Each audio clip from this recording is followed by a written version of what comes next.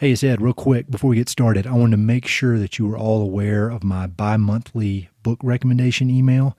It's just a quick email that I send out every other month that has 5 to 7, sometimes 8 books that I've recently read and highly recommend. It's a pretty good list of books, and there's no hidden sales pitches there. There's no weird angle. There's no tricky business here. I'm not going to hit you up for money. It's simply books that I've read and that I recommend. And the reason I do it is because I know that there's a whole lot of people that seem to look forward to it, and it forces me to read more books. So nothing like accountability to make me get stuff done. So I get to read more books, and you get good recommendations. So if you want to sign up, go to mountainandprairie.com/reading, and you can get on the list. I'm going to be sending out the latest one on December 31st. So if you sign up before then, you'll get it. If you sign up after, I'll have an automatic email that goes out that will still give you links to all my past recommendations. So check it out.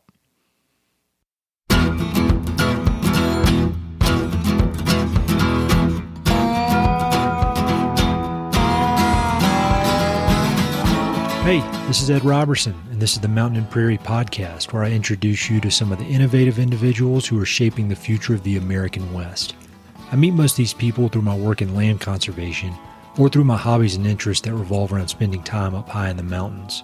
My guests include ranchers, writers, entrepreneurs, conservationists, athletes, artists, adventurers, pretty much anyone who's doing important work, has an interesting story, and loves the American West. My guest today is Allison Ryan. Allison is a West Texas native and co-founder of Explore Ranches, a company that connects its customers with spectacular private ranches throughout Texas and Colorado. Some have described it as an Airbnb for ranches. For those seeking a truly unique outdoor experience, Explore Ranches offers access to private land that has rarely, if ever, been visited by the public. And for the ranch owner, Explore Ranches creates an additional revenue stream that will support the cost of land ownership, encourage conservation, and help prevent the possibility of subdividing large ranches due to financial strain. Given the lack of private land in Texas and the financial realities of owning large ranches, Explore Ranches offers a welcome solution for both landowners and adventure-loving non-landowners. Allison grew up in El Paso, Texas, in a conservation-minded family that valued time in the outdoors and understood the importance of land stewardship. Between her childhood experiences at summer camp in West Texas, time spent on her family's ranch, and a love of fitness and wellness, Allison has a deep understanding of the many benefits of recreating in open spaces. But Allison also understands the financial commitments of land ownership, and she knows firsthand the need for identifying new revenue streams in order to make ranch ownership financially viable. In fact, her family's ranch, known as the Withers, is available on Explore Ranches, and it serves as an excellent case study that demonstrates the need that Explore Ranches is fulfilling for landowners. If you listen to my recent interview with Allison's fellow co-founder, Jay Clayberg, you may remember that we briefly discussed Explore Ranches. But in this conversation with Allison, we dug into the nitty-gritty details of the business, how the idea came about, descriptions of some of the available properties, and the challenges and opportunities arising from Texas's small amount of private land. We talk about how Explore Ranches can be a very useful tool for landowners and why her family's ranch was a prime candidate to partner with Explore Ranches. We talked about her childhood in West Texas, conservation lessons learned from her parents and grandparents, and some of her formative experiences in the outdoors. Allison also discussed her other career in the fitness world, and I veer the conversation completely off track by asking way too many questions about diet, exercise, and fasting. But if you like any of my other interviews with professional athletes, you'll probably enjoy that part as much as I did. And as usual, we discuss favorite books, films, and our most powerful outdoor experience. Take a moment to visit Explore Ranches. There are links to everything in the episode notes. And now, enjoy this fun conversation with Allison Ryan.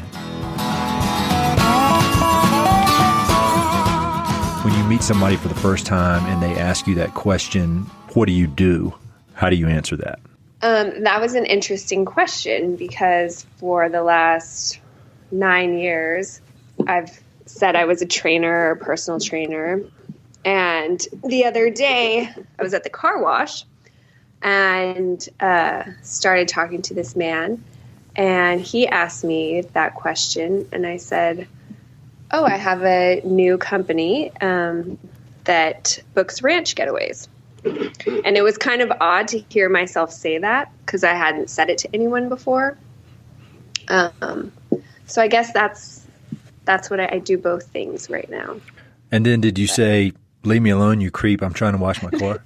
No, he was really excited to tell me that he was going to San Antonio to see Elton John, so I had to be nice. Okay, I got you. Well, I had, as people who've listened to this podcast a lot know, I had one of your business partners, Jay Clayberg, on last week, and he gave a little bit of a teaser about the business. But I was hoping that you and I could really dive into it deeply because it's such a great idea. So could you just kind of give us an overview of the business and how it works, and then we'll dig down from there? Yes. So Explore Ranches is a brand new web platform dedicated to ranch getaways. So you can get online now, and we currently have seven properties in Texas and one property in Colorado. And you can book a stay at an amazing ranch. And most of the ranches actually are full experiences. And when I say that, I mean you have a chef or a cook and a guide. So it's an all-inclusive vacation, really. And then we have a couple of properties that are more Airbnb style, I guess you would say. So it's a self-guided trip. You have access to the ranch and to the accommodations, and you're kind of get to pretend like it's yours for the weekend or the duration of your stay. So I want to talk about the details of the business, but also I'm always interested in how people come up with these business ideas. This one, it makes perfect sense. And, my career has been involved in ranches for over 10 years now, but I have never seen anybody who has come up with an idea like this, but it makes perfect sense, and it makes even better sense in Texas because of the lack of public land there. But can you just talk about how the idea come to be? How'd you get involved? Well, so I have to give credit to Jay because it was his idea. He had gone to Patagonia on a Knowles trip with the UT Business School as an alum. And when he was, of course, without cell phone service and out in the middle of nowhere, and came home, I think, re-energized and really wanting to find a way to give that same experience to people, but find a way to do it on private lands in Texas. Yep. And he and I started talking about it because he knew that I was looking as a landowner for some way to generate income on my family's property. I had started a wellness retreat out there, and I didn't know if that was something I wanted to continue to do or expand upon that idea or what, but I knew as the next generation of landowner, I was going to need to find a way to generate revenue there because we don't have hunting or grazing leases on our property. So he and I started talking about it. He asked me if having people, non-consumptive recreators, so, no hunting, if that was something I would be interested in. And I said, definitely. So we planned this trip. He brought a couple of his friends out, and my family and I were out there for the weekend, and Jess came too because he wanted the three of us to just kind of brainstorm the idea. And he and his friends showed up. We fed them dinner, and then they took off on an overnight hike to the Tall Rock Shelter, which is on the Nature Conservancy Preserve next to us. Okay. Spent the night out there and then hiked back the next day. And these were two guys who had also been at the UT Business School, and you just kind of wanted to feel out the idea and get their thoughts.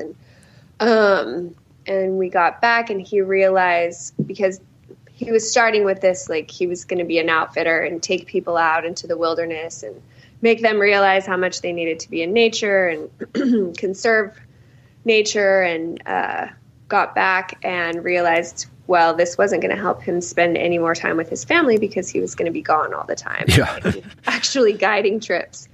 So it, over the next several months, morphed into this web platform idea, and not being an actual outfitter, but finding other people who would be willing to share their properties and host people themselves. And he asked me if I would participate as a landowner, and I said absolutely. So I was his first landowner, and I started sitting in on the development meetings with the web developer, just so that the landowner perspective was always being considered. Yep. And then he left to go film The River and the Wall. And when he got back, he asked Jess and I if we would be his partners. So very cool. That's the long story. No, that's a great story. And for people who haven't listened to the Jay episode, first of all, go listen to it. And then second of all, Jess is Jess Womack, who is a mutual friend of ours. And I went to high school with him, and he's hilarious. So I guess for people who aren't all that familiar with Texas, because a lot of the focus of this podcast, I do talk with a good number of Texas people, but I'd say maybe 70% is Rocky Mountains. And in the Rocky Mountains, there's just this ridiculous amount of public land. Not so in Texas. Can you talk a little bit about the setup there as far as land ownership in Texas, and kind of why this business you've come up with is needed down there? Well, so 95% of Texas is privately held. And of that last 5%, only I think 2.5% of it is actually accessible to the public. So it's hard to find a place to get outdoors. The three of us live in Austin, and we're lucky because we have a great park system, and some state parks in the area. But for other people in urban areas, it's difficult to find a place to go if being out in nature is something that you're interested in. And I've had friends, and one of my best friends was actually trying to find a way to do some sort of concierge travel business in West Texas, because anyone who goes out there, you spend a lot of time driving between like Fort Davis, Alpine, Marathon, Marfa, and there are so many beautiful places that you want to stop and maybe go hiking or, climb to the top of a mountain, and you can't because everything is behind a locked gate. Mm-hmm. So, Jay had this brilliant idea. Let's see if we can get landowners to unlock their gates and let people experience wild places. Yeah, that's great. And just for some reference, like in Colorado, for example, generally the way it works is the valley floors are private land, and then the mountains are public land. Mm-hmm. And because the valley floors can be put into agriculture in one way or the other. Right. And so when you're driving through Colorado, all the prettiest scenery, that you can see, you can generally access it if you want. Whereas in Texas, it's not just the open pastures and the wide open flat spaces. Like mountain ranges there are private. There's no way to get, these huge expanses of land. I had a guy on the podcast, Dan Flores, who's an author, and he wrote an article one time about how he and some of his buddies wanted to access this canyon, this beautiful, beautiful canyon somewhere in Texas, but it was on private land. But they did like a illegal backpacking trip and backpacked in there for like 3 or 4 days and explored this beautiful canyon that it was completely against the law for them to do it. Yes. And especially Someone in Texas. might shoot them. Yeah, that's the thing. It's not just like a parking ticket. That's your life if somebody had caught them. But it's crazy to think about these beautiful mountain ranges and canyons and rivers all being private land, just because that's so different from what we have in the Rockies. Yes. Well, can you give maybe we'll talk about your family's ranch just as an example of the types of properties that you have here.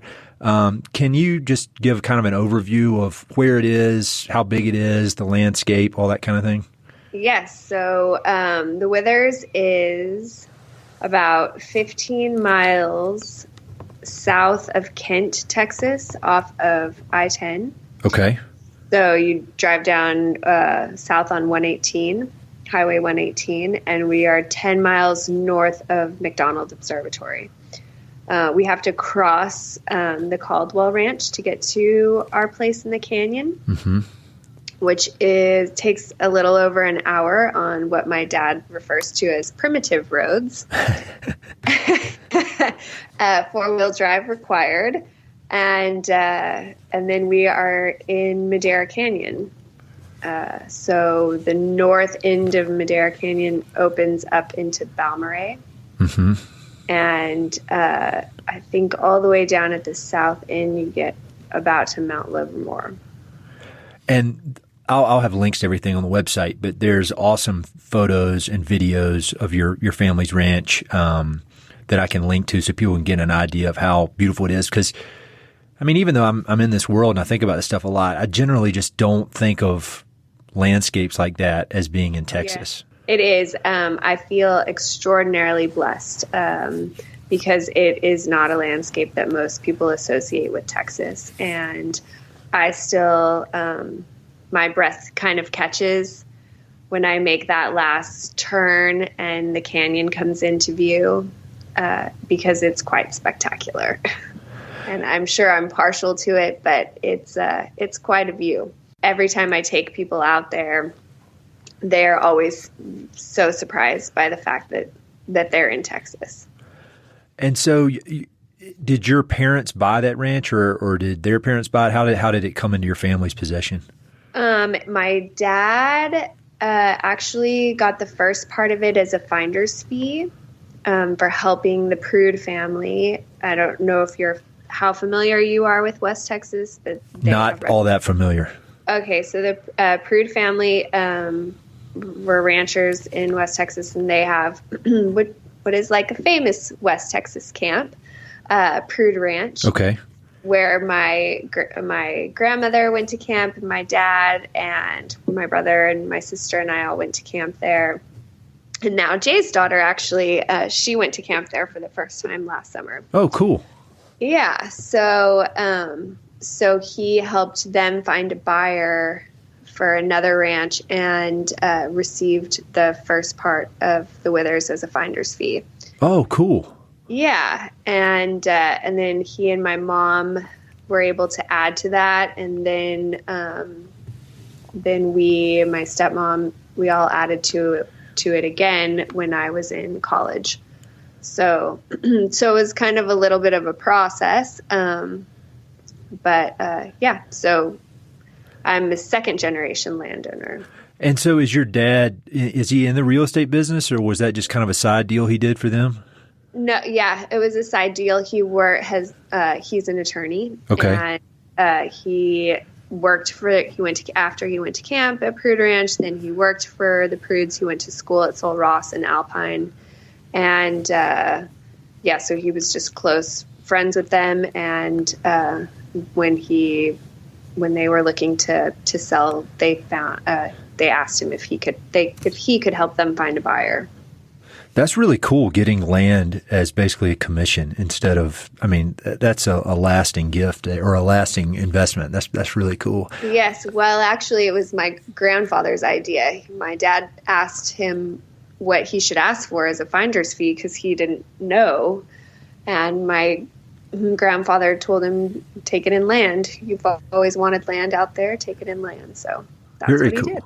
So it sounds like your grandfather and your father and now you all have you've been closely connected to the land in one way or another out there. Has kind of land stewardship or conservation or even just a respect for the land been a part of your family? Because it sounds like it. Yes. Yes. It's my dad got involved with the Nature Conservancy in 1992. Okay. But but yeah, it's hard. And, he's had the withers, and we've had the withers since before I was born. So when you grow up going to a place like that and spending time in nature and in natural surroundings, I think it's just kind of something that you learn just by being around it. Yep. If that makes any sense at all. It makes perfect sense to me. It's not ever something that I feel like we talked about. It was always like you respect nature because nature can be dangerous. Yep. But yeah, conservation wasn't like, a topic at the dinner table. It was just kind of something you learn from the way your parents behave and the way you watch them treat the natural world. So between that camp and then having the family ranch, are there, when you look back on your youth, I guess, and just kind of building the foundation for who you are today, are there any certain experiences you had in the outdoors or related to land that maybe laid the groundwork for kind of what you're doing today? Definitely all of it. Between spending time at the Withers and going to camp at Prude Ranch, and with my mom and my stepdad, we spent a lot of time in Taos, New Mexico skiing. Ooh, I love Taos. Yes, my favorite place. It's where we learned to ski, and then they ended up buying a house there when we were kids, so we got to spend a lot of time there. And I always said, you put me on a horse or on a pair of skis, and I'm really happy. I think I like being on the top of mountains. So that's awesome. Me too. Yeah, there really isn't a better place to be. The view is pretty great from up there. So all right, we talked about your family ranch. Can you maybe give an example of another property that you guys have that you're pretty proud of? Absolutely. So I'll talk about the Hudspeth River Ranch. Okay. Only because I'm excited about all the properties, but I had never been to the Devil's River before, and we went to shoot it like the week before the website launched or 2 weeks before the website launched. And I had been so excited to go because all I had ever heard was how pristine the Devil's is and beautiful. And, and I run around Town Lake, which is part of the Colorado River, every day. And it's, I love it because I like being outside, but it's not what I would call a pristine river. Sure.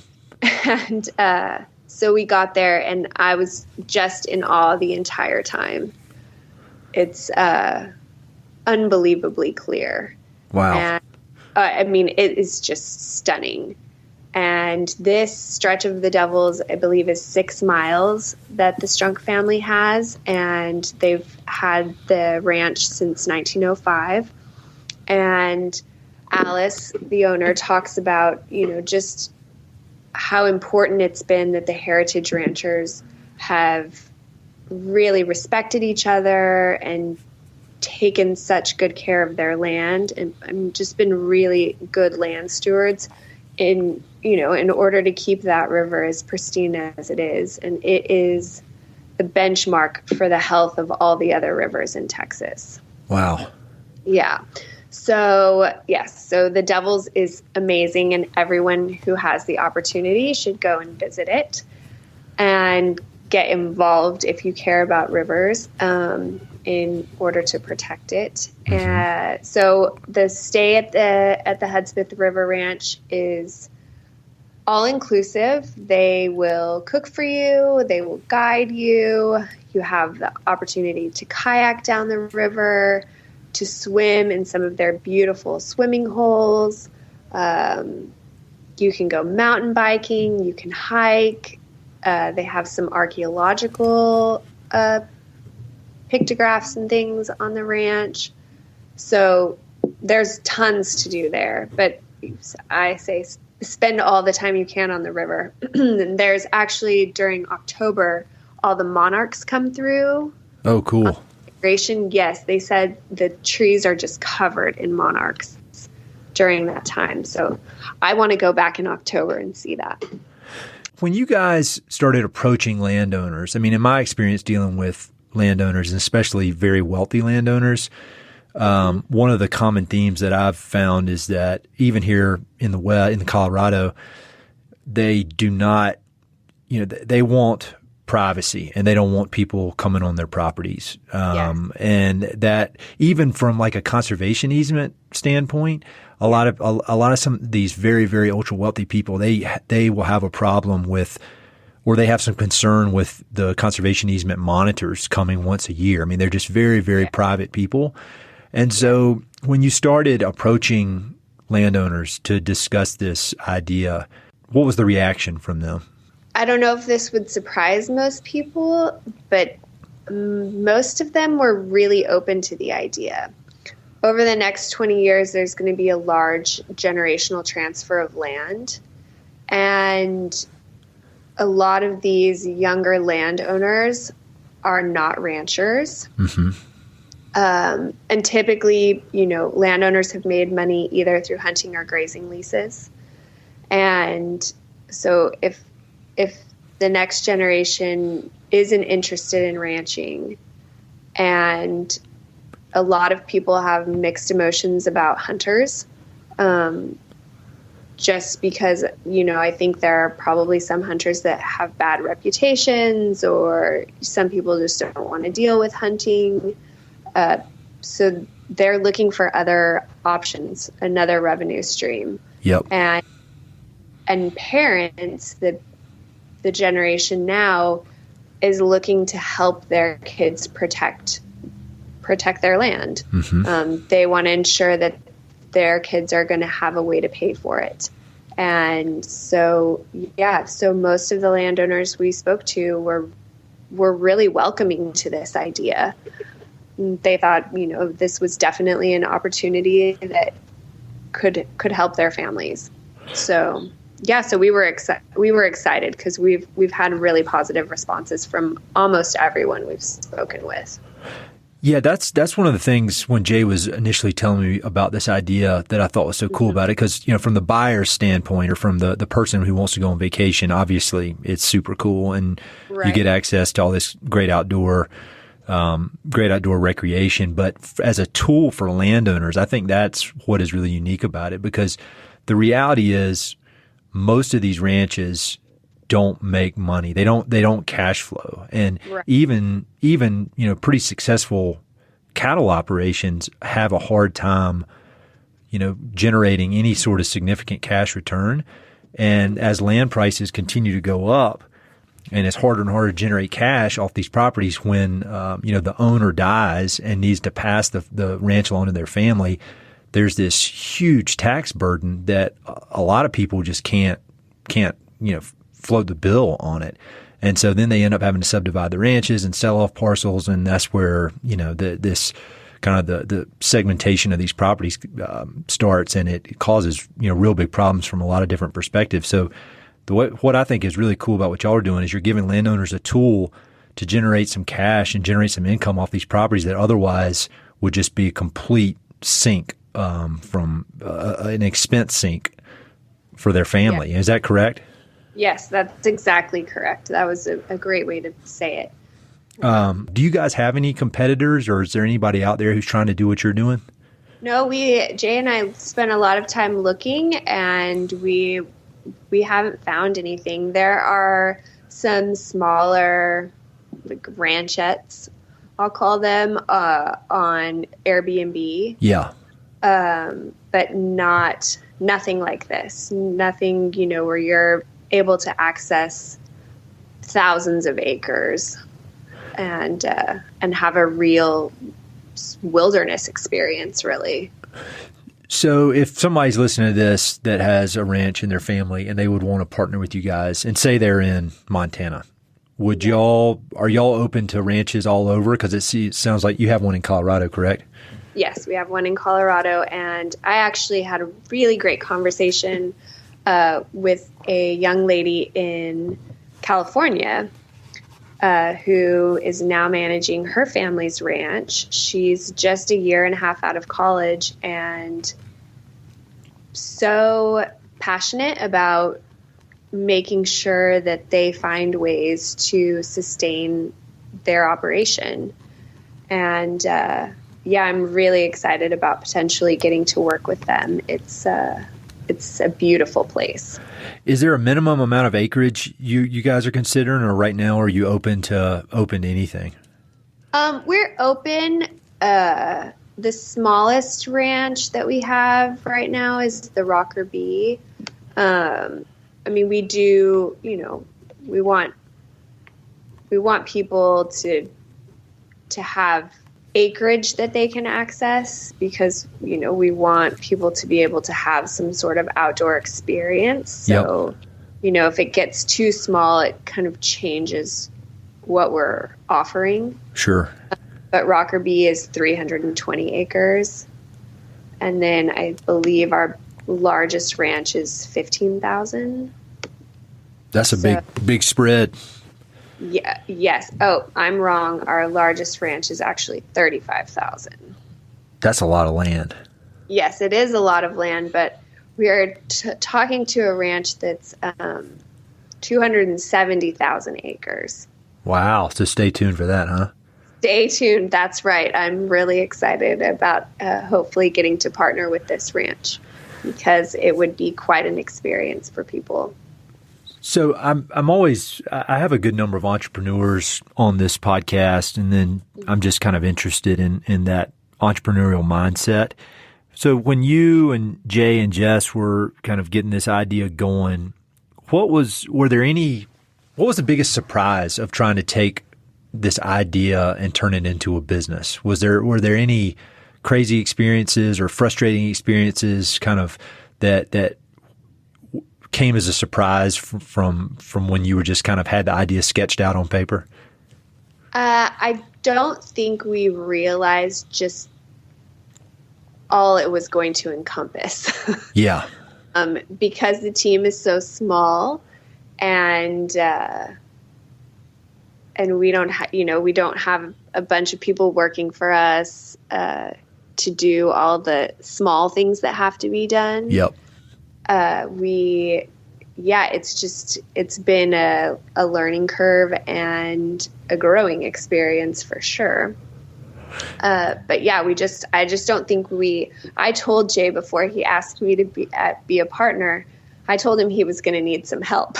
Yeah. I think we got out of a development meeting, and I looked at him and I said, "You're going to need some help." And I really meant he needed to get like an intern or something. Oh yeah. And so afterward, we were talking about something after he asked me to be a partner. I don't remember what we were talking about. And he said, "Well, you're the one who said I was going to need some help." Yeah. So we started out trying to delegate, or these are going to be the things you do.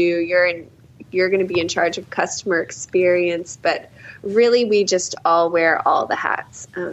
Whatever needs to be done, someone is handling it. So yeah, it's been fun though. We're having a great time, and I get to work with people I really enjoy working with. So it's fun. No matter what has to be done, we're having a good time. Yeah. I've always thought that I think who you work with is almost more important than what you're actually doing. And two of the three people in this business I go back with about as far as you can go back, and they're as good guys as they come. And you just seem like the three of you just seem like a perfect match. So I'm excited to see where it goes. What are your plans? Like, where do you see the business going in the next 5 years? Global. Yes. Like South America? Oh, yes. That's what I'm waiting for, Ed. I can't wait until a landowner calls and says they have a ranch in Patagonia or somewhere else in Argentina. I'm ready. Is there anything like this in Europe?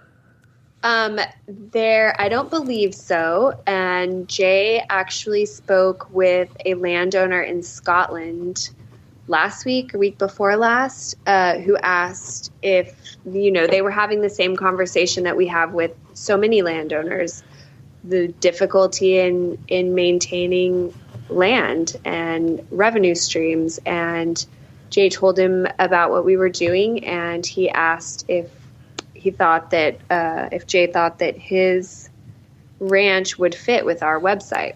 And I said, of course, because who doesn't want to visit a beautiful property in Scotland? That's right. I've never been to Scotland. I haven't been to Scotland either, and I'm excited to go shoot this ranch when we get it. All my ancestors are from Scotland, and I've had two. I've said this on the podcast before, so I apologize for repeating jokes, but it's true and it's hilarious. On two separate occasions in Montana, I started talking to ranchers, and I would talk and talk and talk, and the more I talk, the more confused they seem, and then finally they said, wait a minute, are you from Scotland? And so I guess my Eastern North Carolina accent still has some Scottish in it from the old days, like 400 years ago.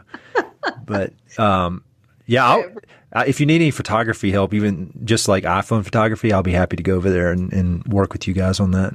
Okay, well, maybe you and your family can come as our models. Oh, yeah, that's a good idea. Everybody except me would work for that. Well, I want to hear so I think that's a great overview of the business, and I could keep asking questions about that all day, but I want to hear more about you specifically because you are somewhat mysterious because of your refusal to participate in social media, which I think is actually very, very cool, and I think more people should do that, including myself. So where did you grow up? I grew up in El Paso in the very farthest tip of West Texas. Yep. Some days you maybe are considered Mexican, some days New Mexican, and some days a Texan. Got it. And so had your family been there for a while? My mom is a third generation El Pasoan. Okay. Second or third. So yes, my great grandfather came from St. Louis, and so she would be a second generation. And my father's family is in Houston. Okay. And he, I like to say that he went to camp at Prude Ranch that first summer and then got back on the train to go back to Houston and left his heart in West Texas. So as soon as he could get out of Houston, he did, and went to Sul Ross for college, and then went back to Houston for law school, and then moved to El Paso. Got it. And so you were there as a kid, and then you went to camp near your family's ranch, and then where to college? I came to Austin for college. And you've been there ever since, right? Yes. I went back to El Paso for about a year when I think I was like 25. Okay. But yes, other than that little stint, I have really been in Austin for the last 22 years, I guess. Can you believe we're that old? I can't believe it. No, it's terrifying, actually. And if you asked me how old I was, I would tell you I was 30, just because I don't think I could possibly be 40 at this point. I turned 41 the other day, like 2 weeks ago. And happy belated birthday. Thank you. And that seems like a lot older than 40, like, because you're in it now. I'm in it now. Yes, you are. You are in it. So what did you study in school in Austin? I studied government. Okay. I come from a family of attorneys, and that's what I had intended to do my whole life. And so when did you wake up to the idea that was not a good idea? Sometime in college, I left and went to Spain and came back and decided I wanted to do apparel design. My mom had a women's clothing store when I was young. Okay. And so I thought that's what I wanted to do. So I changed my major from liberal arts to natural sciences for about an hour, because when I went over and spoke with the dean, they told me that none of my credits were going to count. Oh, wow. Toward my new degree. And I promptly turned around, went back to the dean of liberal arts, and asked if I could come back. So I finished with a government degree and decided that was okay because, who really uses their degree anyway? I draw supply and demand curves every single day at work, like just over and over. That's all I do. Because econ, no, I don't use mine at all. Uh-huh. So I thought it's fine. I'll get my degree and then I'll figure out what I'm going to do. And fell into personal training totally by accident. Uh-huh. I was about to move to New York because I wanted to start a line of handbags, and I had been working on it for a couple of years, kind of on the side. Yep. Was working in retail to learn the retail end of the business, and then decided with my boyfriend at the time that if I was really going to pursue this, I should move to New York. And in the interim, I found a new trainer, a coach, and started working with him. And he told me about the nonprofit that he wanted to start. And I had been teaching a boot camp downtown as well, just to earn extra money. Yep. And it just all kind of fell into place and felt like the right thing. So I ended up not moving and started training full time.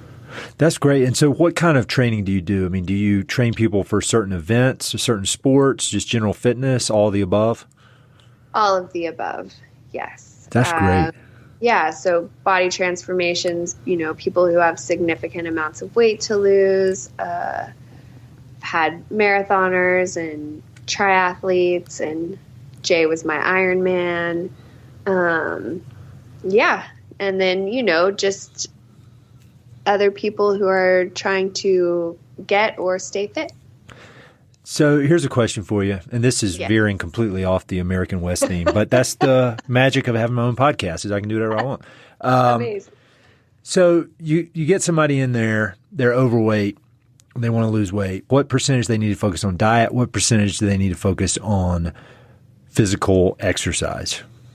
No one ever likes to hear this, but it's like 80% of what you put in your mouth. I agree with you on that. I was just wondering if I was wrong, but I think that is the case. Yeah, you're totally right. Exercise helps and movement helps, and we believe everyone should get 30 minutes of physical activity a day, whatever it is, because movement is good for your physical health and conditioning. But yeah, if you're trying to lose weight, it's really about what you're putting in your mouth. You can out-eat any workout.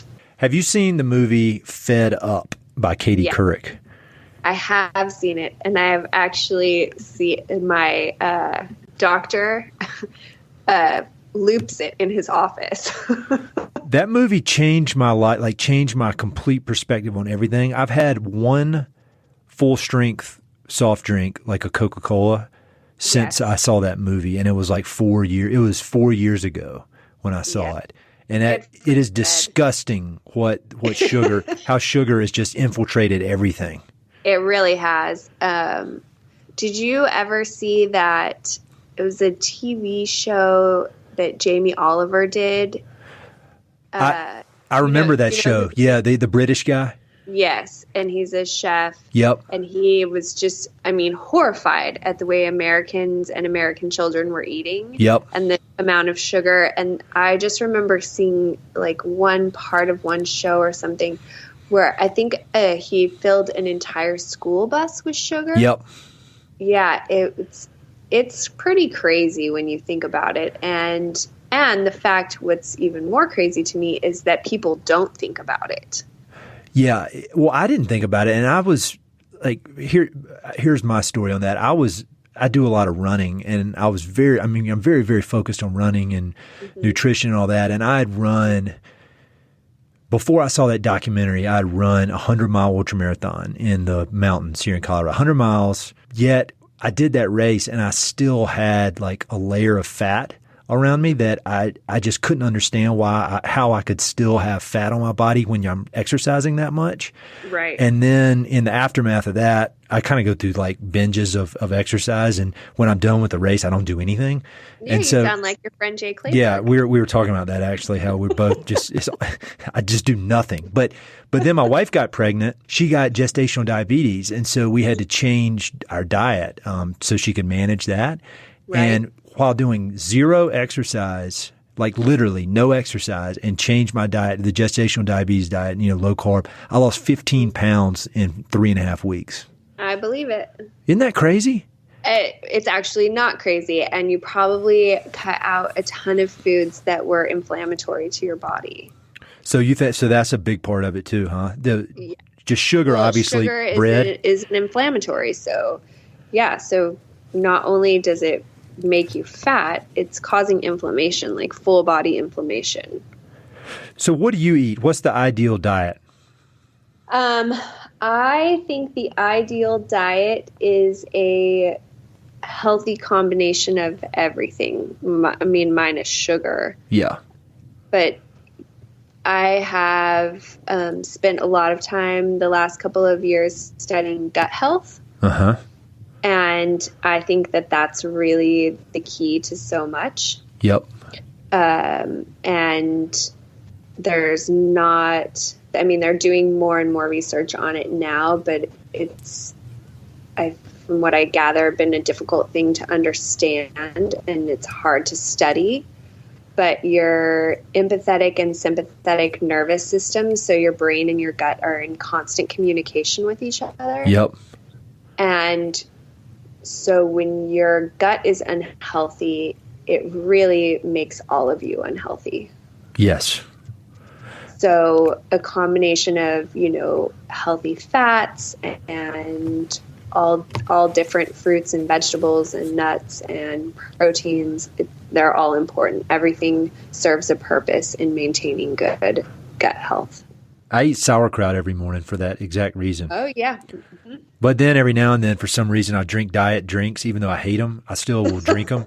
And then that apparently kills. Let it go, Ed. Let I know. it go. I need to. That kills it screws up your whole gut. So I'm sitting there. Yeah. So I need to get that under control. Your sauerkraut and your Diet Coke. Yeah, I don't drink them much, but for some reason I crave them, but I don't like them. Human beings, or at least me, I'm crazy. Like, I don't know why I do the stuff I do. We're all a little crazy, Ed. Don't feel badly. So for exercise, thinking about weightlifting, if you had to just, or not even weightlifting, just exercise. If you had to prescribe, somebody can only do one exercise for the rest of their life, what would you think they should do? Push-ups. Good answer. Thank you. I wasn't thinking that.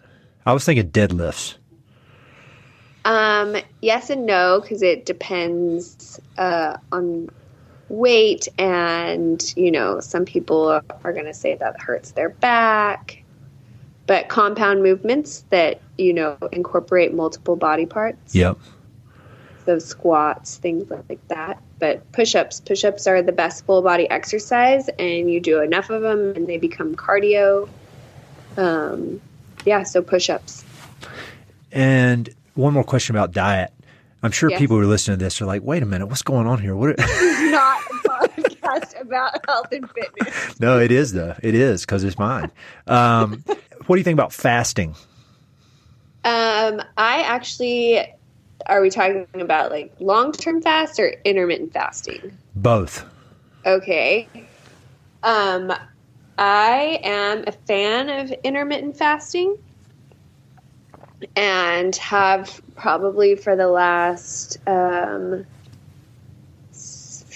months or so been fasting 48 hours a week, either like 2 24-hour fasts or 3 16-hour fasts. Uh-huh. And a 16-hour fast really just mean that, you don't eat breakfast. Yep. So, and then the 24 just dinner to dinner. Yep. I haven't worked myself all the way up to a straight 48-hour fast. But yeah, I think it's a good thing because it gives your again, back to the gut, it gives your gut a break. I've been doing intermittent fasting, or I do it every so often. I've gone through streaks of doing it. But then I did 4 days of just water. And it was so interesting to see, first of all, how your body reacts. And it wasn't that bad. Like, I thought I'd just be panicked hungry. I really wasn't hungry. I was a little tired, and my wife told me I was in a bad mood, but like on the end of day 2 and day 3. But it was more just seeing what a habit eating is. Right. And like I would just kind of catch myself wandering over to the refrigerator and looking in and then kind of snap out of it and realize that I was doing that. Yeah, and, totally mindless. Yeah, just mindless looking. And I generally, when I do that, I eat a lot of almonds or carrots, but it's always like just kind of wandering over there and grabbing something to eat. And so just kind of being able to observe that, and how food is kind of the framework of your day, breakfast, Right. lunch, dinner, and Right. it doesn't really need to be, but I highly suggest people try that. It's crazy. It's a really interesting experience. Yeah, maybe I'll go out to the Withers and do that. Yeah, just do it. That's what I did. I just went, like, one night I decided I was going to do it, and I'd eaten like pizza and ice cream, and then I just said, all right. And you're supposed to like ease into it with like real low carb diet, and I just went full out sugar carbs and then just cut it. 4 days. Oh, one more question, and then we'll go to my quick questions. Why are you not on social media? It's not like I'm trying to make a statement. It was just that I wasn't interested. Yep. Yeah, when everyone, like when Facebook came out and everyone got on Facebook, I just, wasn't interested. And, my friends, oh, you need to get on Facebook. Even with my business, you need to get on Facebook. And I guess I'm a private person. I don't know. I just have never felt the need to showcase my life to anyone. Yep. And I like it, so I'm not really worried about whether or not anyone else does. No, I think it's a good thing. I mean, I think it's become this normal thing that everybody's expected to do, but don't forget, nobody in the world was on it really 10 years ago, and the world was probably better off. It was better off than that. Well, and I think about that a lot. Like, when we were growing up, you didn't have cell phones, we didn't have Facebook or Instagram or any of these things. And, everything was really about personal relationships. Yes. You had to meet to talk, or, you just didn't have these. And I'm sure I understand what a great tool it is for marketing and for businesses. And, some people really love it, but I feel like it's in a lot of ways created a disconnect and a false sense of community. Yes. So, I see the benefits of it for a lot of people, but for me personally, and I started an Instagram for the wellness retreat, because the girls told me I needed to, the girls who had been on it. And so I put some pictures up there, but I'm the worst at posting. And so now I post stuff about Explore Ranches. But for me personally, I just, wasn't interested. Well, I think when you think about things think about wellness from a holistic standpoint, I really do think maybe not complete abstention, but staying away from social media is one of the best things people could do for overall wellness. Yeah. For mental health, for physical health. I mean, if you're not doing that, there's so many better things you could be doing. And I think the thing you said about false sense of community is 100% true. That's not real. It isn't. And I think it also, in terms of wellness, I think people have gotten confused about what's real. And, I'm sure there are lots of people who are putting their real lives up there, but I also refer to Instagram as everyone's perfectly curated life. Oh, yeah. And, you get to curate your life, and you get to let everyone see your life exactly the way you want them to. And life's messy and it's not perfect. And so, authenticity is important to me. Yeah. Well, that comes through in this conversation. So I admire it. I admire it. I need to do more of that, because it's like the Diet Coke. I don't like it, but I keep doing it. Golly. All right. So some quick questions for you. Okay. I always ask everybody on this podcast these same questions, and it's really cool to compare all the answers. Do you have any favorite books related to the West? Yes. It's a one that my dad gave me, I don't know, 6 months ago maybe, or no, it was a year ago, I guess now, because I actually sent it down to Ben when they were filming River and the Wall. That's Ben Masters. Yes, Ben Masters. Yep. It's called Big Bend, A Homesteader's Story. And it's the story of this man, J.O. Langford, who went in the early 1900s down into Big Bend on a health quest, actually. He was sick, and the doctors told him he needed to go west. Yep. Into different climates, or into a more arid climate, and that it would probably help him. And he found this spot where a Tornillo Creek goes into the Rio Grande. Yep. He's into the Rio Grande. And he was able to buy this piece of property and convinced his wife, who didn't go out there with him in the beginning, to come out. And they built a home, an adobe home out there, and ended up hosting. This is actually really cool in relation to what we're doing at Explore Ranches. But there were springs on the property that were known for their health benefits. Uh-huh. And so they ended up hosting people from all over who would come to visit the springs and partake of the health benefits.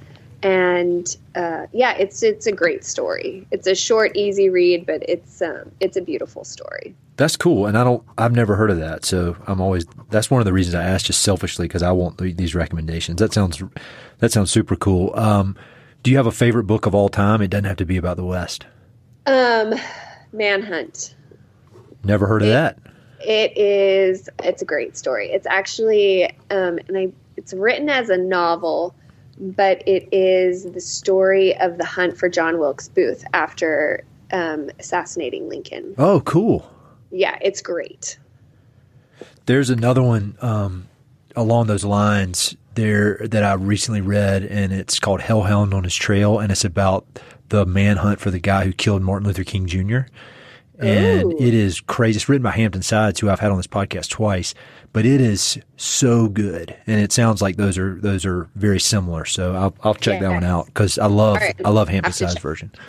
Yes, me too. I'm gonna have to check that one. Oh, I forgot to ask this one. Do you have any favorite documentaries or films? And they don't have to be about the West, just any. Actually, I'm gonna have to say Unbranded. Yeah, that's so good. It's so good, and So my dad went when I was like a year old on a horse pack trip into the Shoshone. And I had always wanted to go on that trip again with him. Yeah. And so after Unbranded came out, I thought, this is going to be the way to get my dad to go on that trip.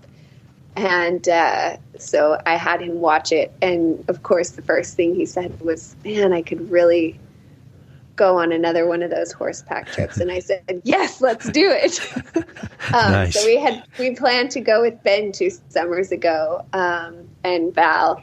But my dad was having some back issues, so we didn't end up going. So I'm going to have to go myself in the next couple of summers. Yeah, that is a really, really good movie. And so that's exactly why I'm so excited for River and the Wall, because that was kind of Ben's first shot at movie making, and he knocked it out of the park. So who knows how this next one's going to be? It's going to be awesome. What is the most powerful outdoor experience you've ever had? And that could be funny or scary or just a memorable experience. It was probably my 8th grade trip. So the school that I went to in El Paso, we took trips every year as a class. And the 8th grade trip was to Colorado. Okay. It was a backpacking trip. So, I mean, it was a big deal. In 7th grade, you start going to meetings about this trip, and you have to have your pack and everything in it at the school before 8th grade even starts. Like in the summer, you're going and putting this stuff in your backpack because you're an 8th grader carrying like a 40 or 50 pound pack. Yep. And so then it's at the very beginning of the school year. We go to Camp Chile for like 4 or 5 days and learned how to read maps and rappel and rock climb. And then they separated us all. We had one leader from the camp and one leader from our school, and then 4 girls and 4 boys in each group. Yep. And they dumped us off in the middle of the mountains and showed us where we were on the map, and then showed us another point and said, we'll pick you up here. And I don't remember what it was, 4 or 5 days. Wow. Yeah. And we had to carry everything, you know, our tents, our food, everything. So, yeah, it was definitely a life-changing experience. Yeah, that's great. That's super cool to have an experience like that at that young age. I mean, that really, I'm sure that really directed things for you, whether you realize it or not. That's pretty cool. Absolutely, it did. Yeah, it was a cool experience. Where is your favorite location in the West? Oh, I'm going to have to just go with the Withers. That's what I thought you'd say. That place really, it seems spectacular. And like I said, I'll link to it so people can get an idea of what we're talking about, because it looks really awesome. Well, you'll have to come see for yourself someday. I'd love to. I will take you up on that, because I just have an open invitation. Awesome. So next to the last question, if you could make a request of the people who listen to this podcast, and it's people who love the West in one way or the other, whether through their work, through conservation, through outdoor sports, through art, you know, whatever. If you could offer some words of wisdom or some advice or ask them to do something, what would that be? Get outside. Yep. Get outside. Get your kids outside. I feel like there's a disconnect between us as a society and the natural world right now. I know you and Jay talked about the book, The Nature Fix. Yep. But there's been like a mass migration into urban areas. It's the first time in history that there are more people living in urban areas than in rural areas. And when we become disconnected from nature and the natural world, it's hard, if not impossible, to understand your place in it. Mm-hmm. And to understand the importance of it in your life.